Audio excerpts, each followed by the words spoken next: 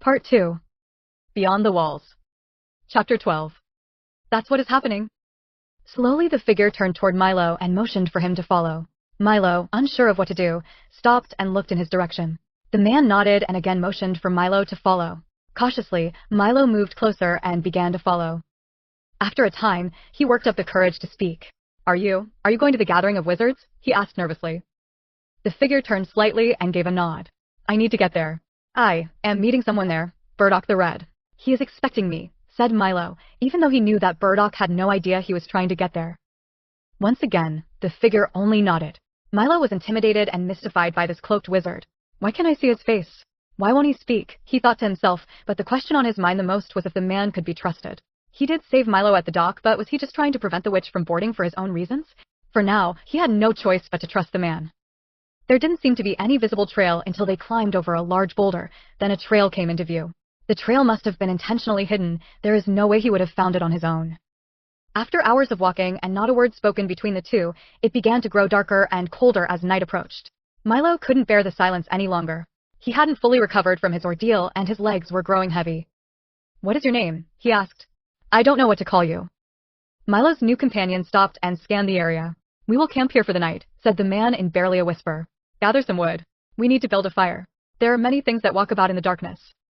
There was plenty of dead and dry wood, suitable for firewood all around the area. Night came quickly and it felt good sitting next to the blazing fire with a companion, even if it was a mysterious and silent one. Milo slowly stirred the fire and added wood, as he ate the food that Holthor gifted him, occasionally glancing up to see the eyes of the mysterious companion glowing across from him. Milo thought to himself, there is something familiar about those eyes. Now that I think about it, there is something familiar about every aspect of this person. The thought echoed in his mind as he finally drifted off to sleep. He woke occasionally to add wood to the fire. His companion always seemed to wake up when he did and watched Milo's movements until he laid back down. Sounds of the night filled the chilly autumn air. The sounds of howls, growls, and life and death struggles of the wilderness made for a long night. The two woke up about a half hour after sunrise. The mysterious companion disappeared into the forest for a while then returned. Milo rekindled the fire, and they both had a short breakfast. Shortly after, the man beckoned for Milo to follow, and they were once again on the move. We should arrive before nightfall, whispered the man. But I thought it was at least a 3-day walk, said Milo, who was surprised yet relieved. The figure did not reply, but only turned and nodded, acknowledging what Milo had said. They walked for another 2 hours before Milo could work up the courage to ask the question that had been burning in his mind ever since last night. Sir, began Milo, won't you tell me who you are? In time, Milo, replied the mysterious figure. But how? I didn't tell you my name. How do you know? Who are you? Demanded Milo excitedly. Milo stopped in his tracks. The man also stopped, then turned toward Milo.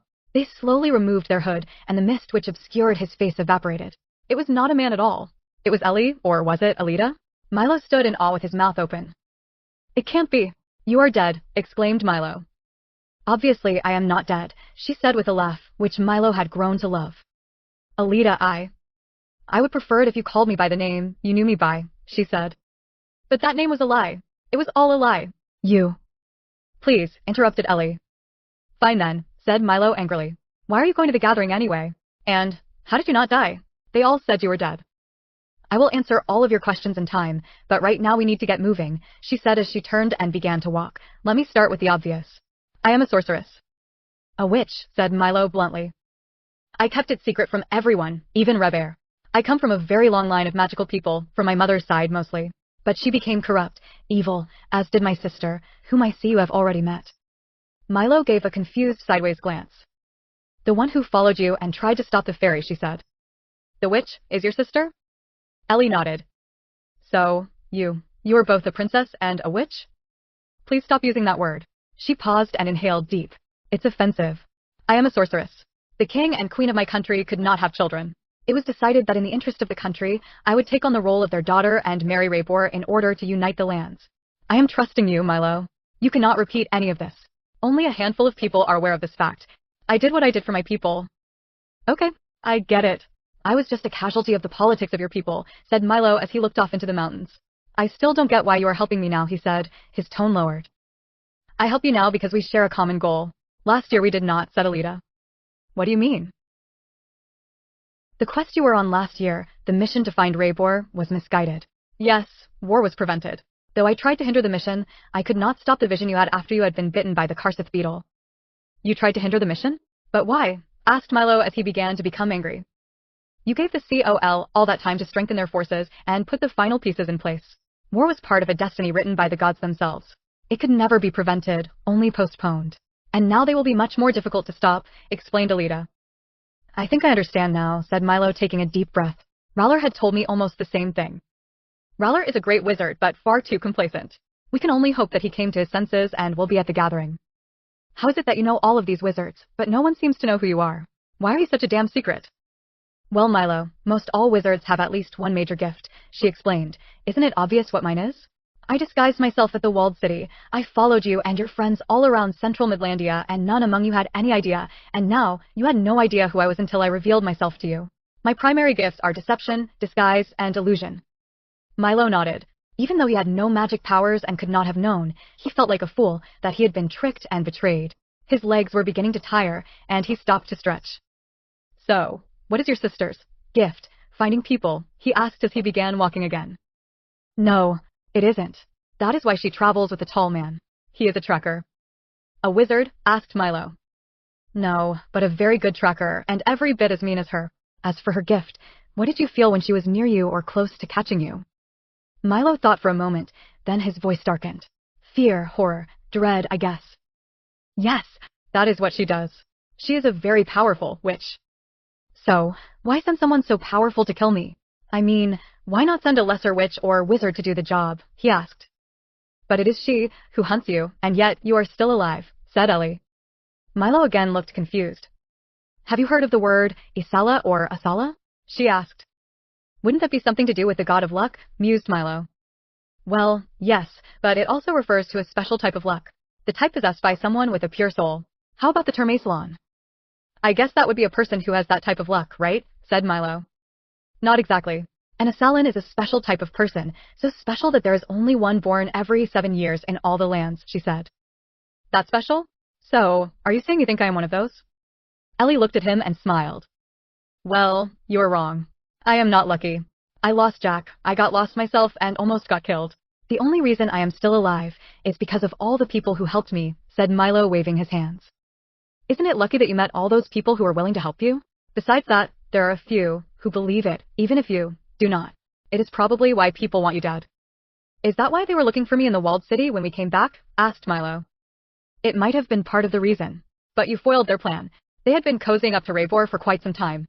Wolflandians, as you know, were not allowed in the walled city. They made an exception for him because he loved the walled city and they wanted Wolflandia in the COL.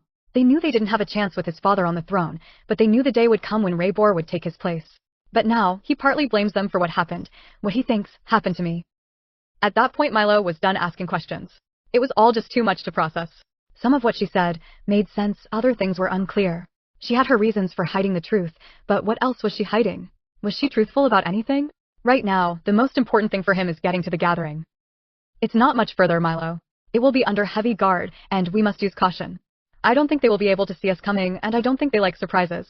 She pulled out a clear triangular stone, wiped it, and peered into it, then put it back in her pocket. I am not sure how they are going to react to my presence when they learn who I am. If Burdock is there, I can talk to him, said Milo. I believe that he is, said Ellie confidently. Did you foresee? Milo's question was suddenly interrupted by a twig snapping in the distance. Shush, interrupted Ellie. Footsteps. Behind us. Let's get behind those rocks. The two of them moved behind a cluster of rocks as fast as they could and kept watch for whoever it was that followed. At the camp just northeast of the walled city, King Antfangle paced in agitated circles inside his tent. Is the army prepared to march? He demanded.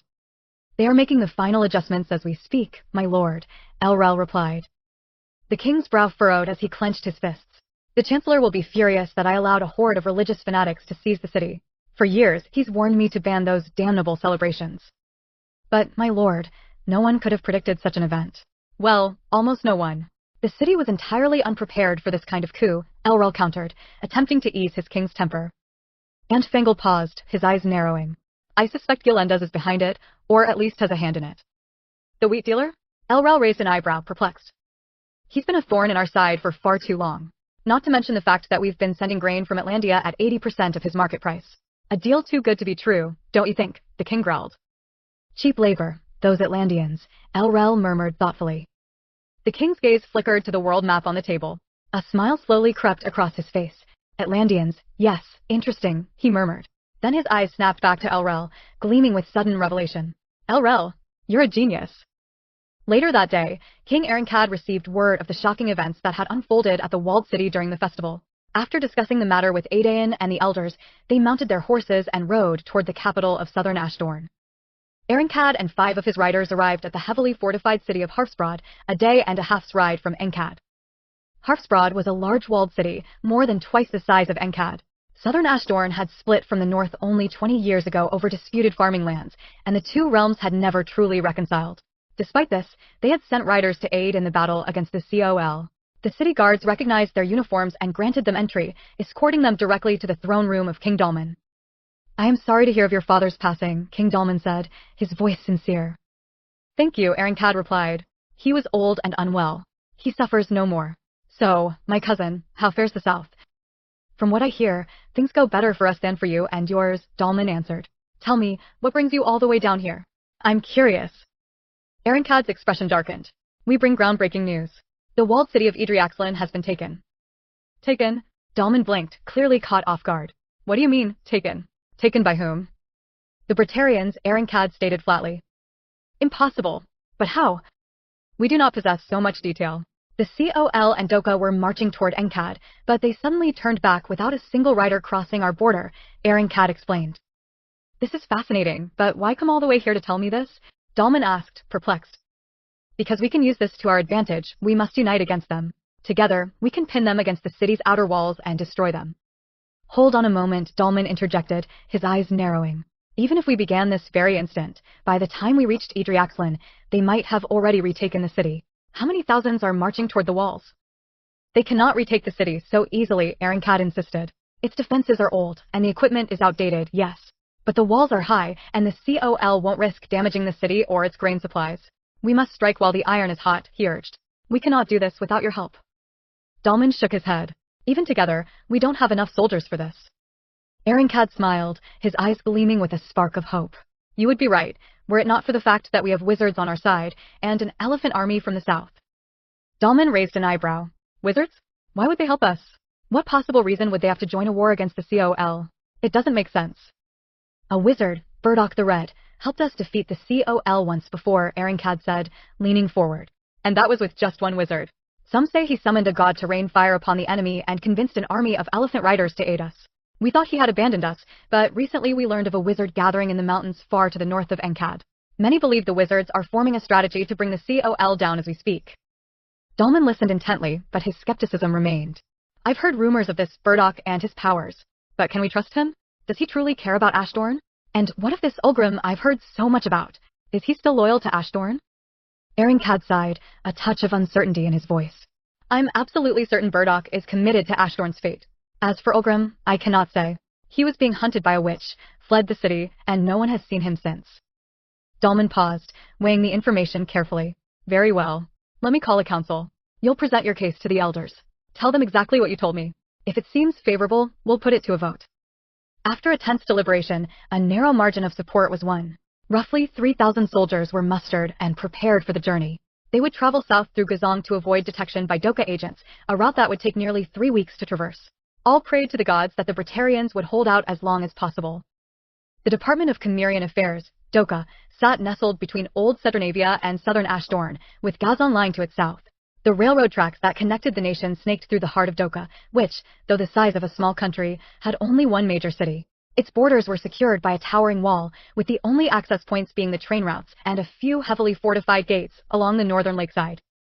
Deep within Doka, in a room dimly lit by flickering candles, a bald man, shaven to the skin and dressed in impeccably tailored dark clothing, sat at a simple table. He adjusted his jacket with deliberate care, clasped his hands, and leaned forward, his expression calm yet intense. Tell me what you've seen, the Chancellor said, his voice cold and authoritative. Ashdorn has united and is marching to aid the rebels in the walled city, the seer replied, her tone measured. How soon? The Chancellor's voice was sharp. As we speak, answered Napari. The Chancellor sat up straighter, rubbing the back of his neck in frustration. How is it you didn't foresee this sooner? I have already explained. The more free will people exercise, the harder it is for me to see the future, the seer said, her voice steady but tired. The Farlanders, are you saying they have no free will? The Chancellor pressed. Collective destinies are less affected by individual choices. I've explained this before, she said, her frustration evident. The Chancellor paused, a slight frown tugging at his lips. You'll have to bear with me. I've never given much thought to these concepts until now. Have you seen any possible outcomes? The seer hesitated, her eyes flickering as if searching for clarity. It's not set, but I have seen the city burning. If you attack, they will destroy with reckless abandon. All, from the buildings to the food stores within the walls. All will burn. But it's not set? Is there anything else? The Chancellor asked. I apologize, but there is interference. Interference? Asked the Chancellor, puzzled. He paused briefly and continued. Keep me updated if things change, the Chancellor said, rising from his chair. You are dismissed. Send in Albers. Napari rose silently and exited the room, her movements deliberate. She gestured to a stocky man with dark hair, dressed in a sleek blue uniform, who entered swiftly. Albers, the Chancellor began, I need everyone with level 4 clearance or higher in the war room in 20 minutes. Prepare the express train to depart within the hour. You and I are going on a little journey. In the war room, the Chancellor stood before an assembly of 60 men and women, generals, advisors, and diplomats with the highest security clearance. The air was thick with anticipation. The Chancellor smoothed out his jacket and cleared his throat before addressing the gathered assembly. I'll keep this brief. As you all know, Brittarians and rebels have taken control of Idriaxlin. King Anfangle barely escaped with his life and is encamped only a short distance outside of the walls with his army of 1,200. Our forces, who previously were beginning to march on Enkad, will arrive at the walled city in 3 days, and more are coming from neighboring cities. What you may not know is that Ashdorn, both upper and lower, is now united against us and heading to the city as well. He paused, his gaze sweeping over the room. With the recent harvest, Idriaxlin has enough grain to feed 50 to 60,000 for 6 months, not counting other supplies within the walls. I fear they'll use this as leverage, and I won't take that risk. See to it that the COL forces do not escalate things before I arrive. The Chancellor's tone grew more resolute. I leave for Atlantia in less than an hour and will return in 3 days. You have your orders. The express train, capable of reaching speeds of up to 33 miles per hour, was faster than any other on the track. It would take just 1 day of non-stop travel to reach the capital of Grenna's Harfscreen Harvest, as it was commonly known. Upon arrival, Chancellor Clausen, Albers, a scribe, and 4 soldiers were quickly recognized and ushered into the chancery, where representatives of the 3 major Atlantean nations were already assembled. I appreciate your swift response, Clausen began, his tone grave. What I am about to share with you is troubling, and I stand before you with a mix of emotions. As you know, our lands to the west are not lacking in wizards, sorcerers, conjurers, and fortune-tellers of all sorts, both male and female. Being a tolerant nation, we allow everyone to exercise their freedoms rightly given to them by the gods. These wizards have, for the most part, always been good and upright citizens, great assets to us, but as of late, they have become drunk with power. They have interfered with Doka business in Ashdorn. It was revealed that it was they who are responsible for burning down our School of Natural Sciences. And they have gained influence over the Brittarians, and together they've taken over the walled city of Idriaxlin. And we have recently learned that Ashdorn has joined forces with the rebels in the walled city. Clausen's eyes swept over the room, his gaze hardening. We need your assistance. We ask that you send soldiers to Idriaxlin, not to fight, but as a show of force, so they understand their only option is to surrender. We need 50 of your best soldiers to accompany us back on the express train, and as many more as you can send in the coming days. Grenna's Harfs will begin with you. We can offer 5,000, the Grenna's Harfs representative replied promptly. And we can send 3,500, the representative from Sistfeld added. And Nordahl? How many can you spare? The Chancellor asked. Due to recent invasions from the beast men to the north, we can only spare 1,000, the Nordahl representative answered regretfully. Fair enough, the Chancellor nodded. Thank you. As soon as possible, send each trainload of men to Idriaxis Pass. A base camp is already being set up there as we speak. Now, there is urgent business I must attend to back home.